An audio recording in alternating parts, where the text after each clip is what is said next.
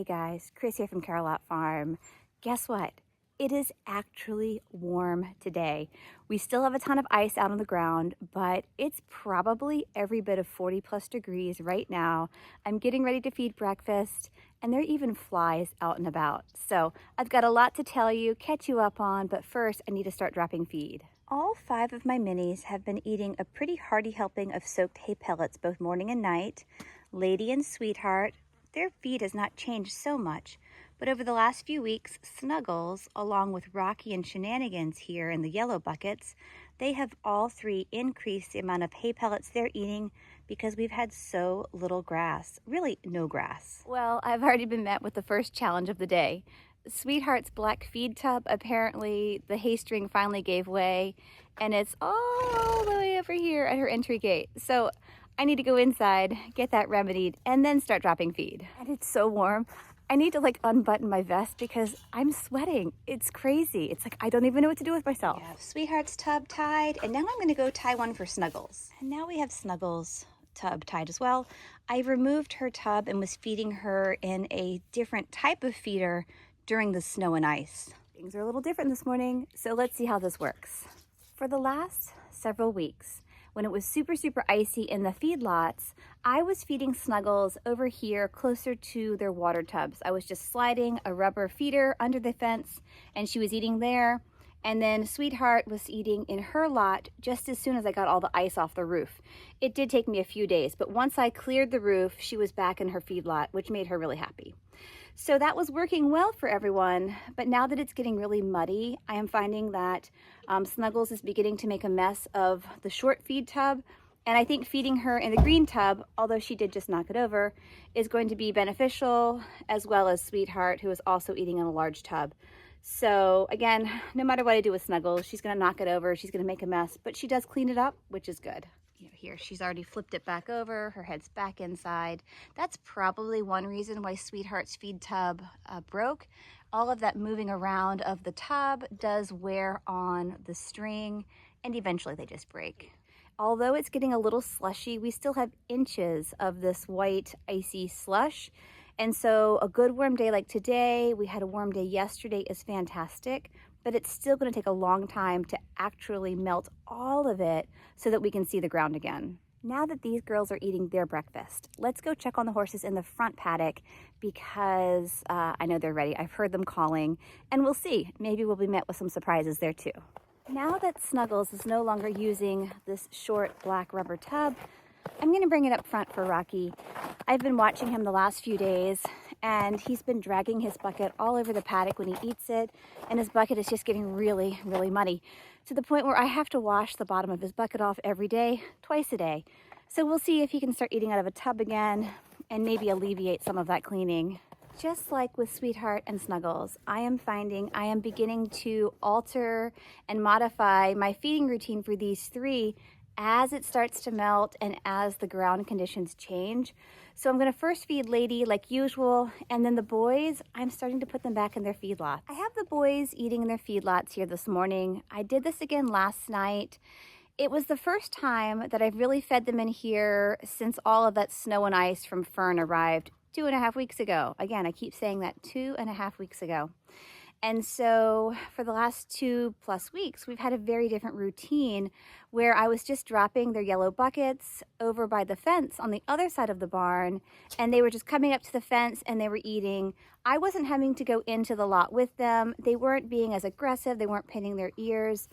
I know they're just hungry and they're very food motivated, but I just feel like it's not the best thing for me to be going in when they're feeling quite so grumpy and grouchy. And so I want to find a way to streamline their feeding to where I can, again, just go back to slipping those buckets under the fence.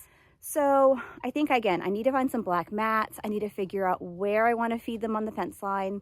And then they'll have those thick rubber mats at their feeding zones. And then I can, again, slide those buckets under. It might take me a few days to get everything set up, but that's what I'm thinking because I just wasn't happy going in with them today, and they had been so easy. Dropping feed was a breeze. And it's something that I can go in and feed them when they're a little grouchy, but when I have other people feeding for me, it needs to be simple and safe.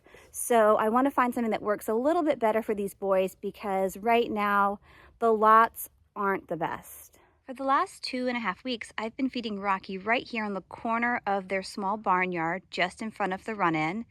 And Shenanigans was eating right here on this fence line just inside the field. And that worked really, really well. I need to work on this because I really, really appreciated the simplicity of this winter feeding experience that we had the last few weeks. And so I think I want to go back to using the corner here for Rocky and then Shenanigans here on the fence line. So I'll find those mats. I might even look for 2 smaller mats, like a half mat. The big black ones are just so large and cumbersome, but when they're split in half, they're a little more manageable. So I'll see if I can round up 2 half mats and then hopefully get these guys eating here again soon, because again, that was just really, really, it was just a smart way to go about it. Thawing changes everything. Not only does it change where I feed my horses, but it also changes what I feed my horses and how much. So, for example, I had been giving the horses 2 flakes of hay in the morning and 2 flakes at night, at least. Well, now that it's thawing, yesterday for the first time, I saw my little guys. They were so cute. I'm gonna get videos of them later, I hope. They were out here in the larger winter turnout, this neighboring field, and they were grazing right there along that fence line. There's like a 2 to 3 foot patch of grass, and they were very happy to nibble on it. So I'm gonna turn Shenanigans and Rocky out very soon. I'll open the gate so Lady can join them as well. But I'm also gonna put a flake of hay out because I recognize that they've not had much to eat overnight because again, there's all of this snowy, slushy stuff everywhere in their paddock for the most part. And so I know they're hungry, even though they had breakfast, and I will put hay out, but I definitely want to let them have that opportunity to go back and graze because I know mentally that is really good for them. I don't know how much calorically they're taking in from that little teeny patch of grass, but mentally it's going to do them a lot of good. Another challenge with all of this thawing is trying to find a place to put your hay that isn't too muddy or too gross or too wet. And so I have spread my hay into a few piles, but as you can see, there's a lot of muck and just mess everywhere. So, you know, we'll have a little more hay wasted because it will kind of become one with the gross wet ground, but this is all we can do for now. These little guys though are definitely ready to come out of their feedlots. I will let these boys sit here and nibble on their morning hay for a little. I'll come back though, maybe 30 minutes or so, and open that blue gate so that they can head out into the big field. But I do want them to sit here and eat a little bit of this hay before they head off to graze. Because like I told you, there's not a whole lot of grazing that's going to take place, but it is really good for them to get out here, stretch their legs, and start to return to a little bit of normalcy, even though everything is still largely white. Moving about out here with the boys, I am feeling hopeful that this high ground will start to dry out within a couple of days. It's not the depth of the mud is not too bad. It is wet, it is gross. It hasn't really been picked in, again, 2.5 weeks out here. But now that it's beginning to dry up a little, I can get out here and I can start to pick and to try to stay on top of this area. And so I'm happy to report that I think before too long, we'll have a little bit of dry ground. It's the little things. But look at how clean the bottom of my buckets are. To not have to go and scrub them is glorious. Whenever my buckets would get muddy, they would smell so bad because it's not just mud, you know, it's manure and everything. And even though I was washing them, it wasn't perfect. So the fact that they're dry and not covered with anything is fantastic. Our paths are still white, but they're slushy white. They're not slick ice white anymore. Moving in the right direction. I also have hyacinths and daffodils starting to peek up out of the ground. Spring is coming. This corner of my ring is still feeling pretty frozen when I walk on it. I'm going to feed the horses a little bit of morning hay out here, and that way hopefully Snuggles and Sweetheart will keep walking around some to help break up the ice. You can see I've been spreading their hay in a bit of a trail, kind of helping them to meander and simulate grazing as best I can. But this corner that I'm standing in is still pretty solid. They've not done a lot of moving around. And so I'll see if I can't encourage them to spend a little time here today. My hay, it's holding up reasonably well. We have been feeding a lot of hay though. I think in like December and January, we fed anywhere from 12 to like 16 bales of hay in January. We're now approaching the middle of February, and we're still feeding a fair amount of hay because, again, there's just no grass. But I do know March will be here in a few weeks, and come March, we'll really be feeling a lot of reprieve, I think, because once the snow and slush is finally gone, we will have grass, and the horses will begin to chase that. And before you know it, we'll have spring grass really beginning to burst out. So I feel hopeful. I know we'll be fine. I still have enough hay for, this month and next month, but I'll need to think about getting more in the early part of the spring. And that's kind of what owning horses looks like. As a horse owner, I'm always monitoring the amount of hay I have on hand and the grass, because one directly impacts the other. There is a direct correlation in how much hay we feed based on how much grass we have. And so it's something I'm tracking real closely. It'll help me to know how much hay I need in the future. And it'll also help give me a gauge of, well, if we have a really harsh winter like we're experiencing now in 26 versus a milder winter, how much hay do I need to have in excess just in case? The last thing you want is to run out. And so we're doing fine. We are staying on top of it, but we are feeding a lot of it. Here are the girls working on their morning hay. And like I was telling you, I am hoping that their moving about in this corner will help to break it up and eventually help it melt a little faster. Here in the back barnyard, right in front of my barn, in front of the black mats, is the high ground. And so this area was the first to melt. It's also been the most trafficked area by the horses, which helped with the melting as well. But for those reasons, we have some ground that is drying here. It's not too muddy. Another day or two, and I would almost say it won't be muddy. It's still a little wet. But this is a good spot to feed my horses their hay.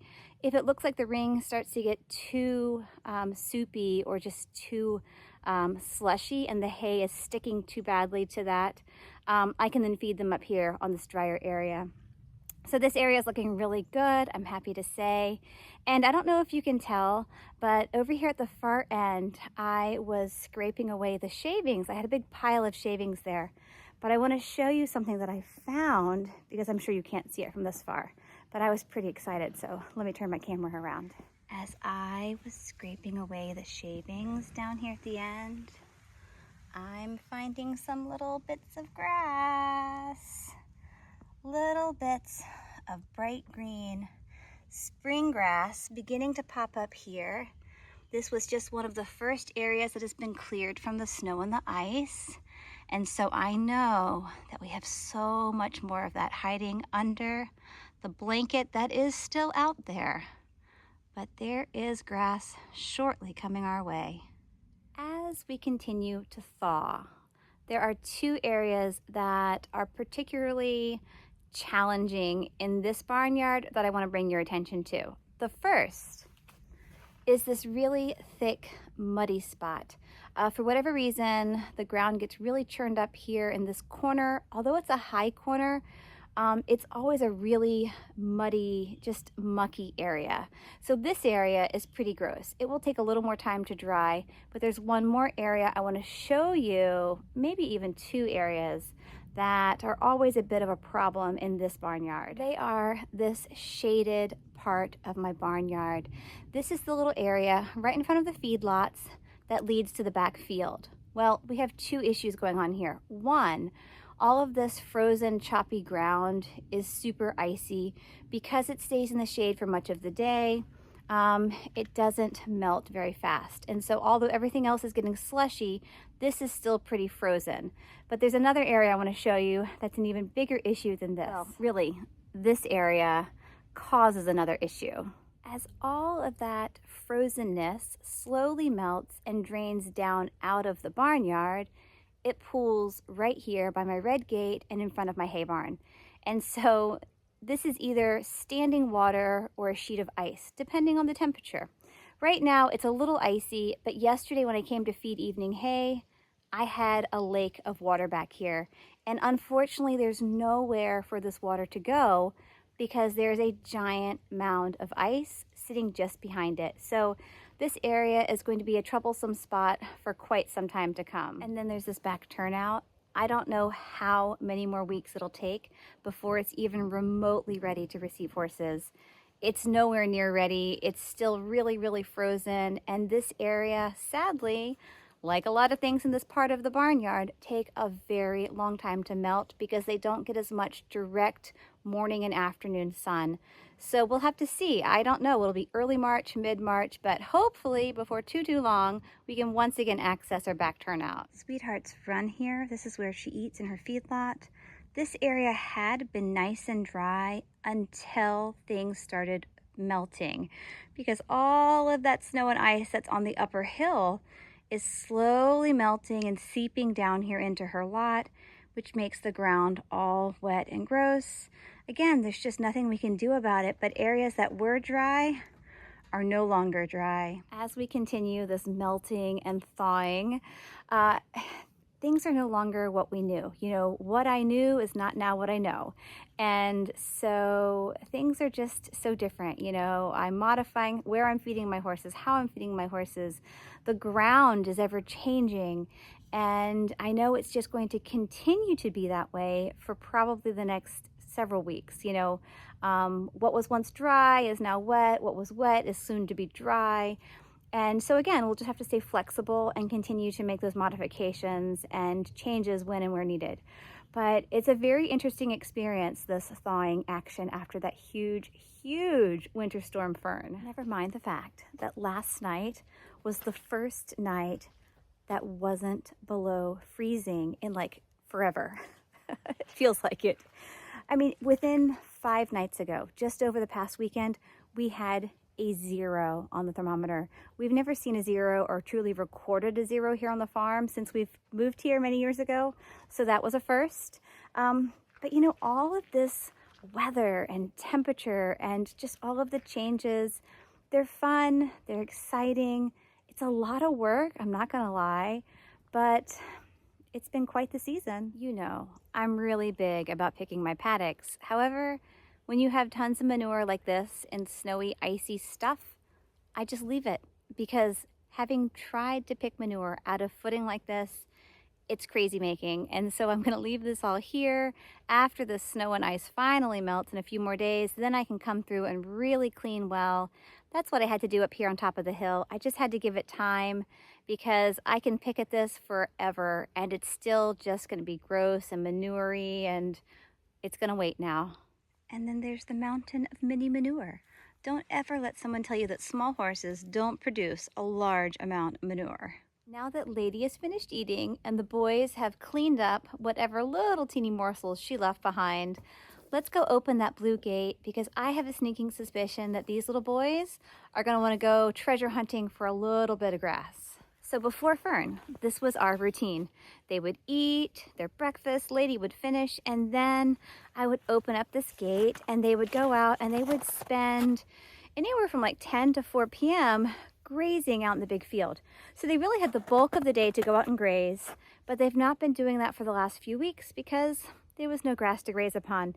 And that field was pretty icy and a little unsafe at times. So now that it's not too slick and there's a little bit of grass, I can start to turn them out again. So all 3 of them are beginning to venture out into the big field. I don't think it will take long though for the boys to make their way back up towards that right-hand fence line, which is where they were doing a little grazing yesterday. They have first walked off to the left side of the field, which is where they used to go because that was where the best grass was. But I don't think anything has yet melted over there. So here they are. They're walking around the perimeter of the field. Well, a little faster than a walk there. But you can see the boys have come to the grassy area. They look like maybe they want to play a bit. It is so nice to see them out here grazing. I know this is not tasty grass by any means. It's very tough brown stuff. But these guys have not been able to graze for weeks now. And so to have something that they can come out here and nibble on and kind of begin to satisfy their brain more than their body is a wonderful, wonderful thing. Shenanigans is digging, you know, he's pawing, trying to find some better grass underneath that snow. All along this far fence line is where I saw the boys yesterday grazing. And as I was telling you, it's not green grass, it's pretty brown, but there are a few little shoots here and there. And so I know it's good for them to be out here doing something other than just standing around going bonkers. As I follow Lady down towards the barn, I am seeing that there's a bit more grass down here. And so I imagine everyone will be heading in this direction before long to find the slightly more tender green grass. Oh, Shenanigans is happy to roll on a nice dry patch of ground. There hasn't been much of that action lately. And Frankie's just overseeing it all. Watch out for the fence there, Shan. Rolling right next to a fence is not the smartest thing, but it's just where he decided to stop, drop, and roll. Thank you so much for joining me today here on the farm. As I showed you around, this winter tundra of ours is beginning to melt. Thank goodness. It's been a long 2.5 weeks, and I know we still have a long ways to go, clearly. But there is some melting happening. We are seeing some ground. The horses are beginning to return back to some normalcy. And so I have hope that spring is just around the corner. A few more weeks and it will be March. Stay warm, stay dry, stay safe wherever you are. And check back soon because hopefully the next time I see you, all of the snowy mess will be gone. Bye, guys.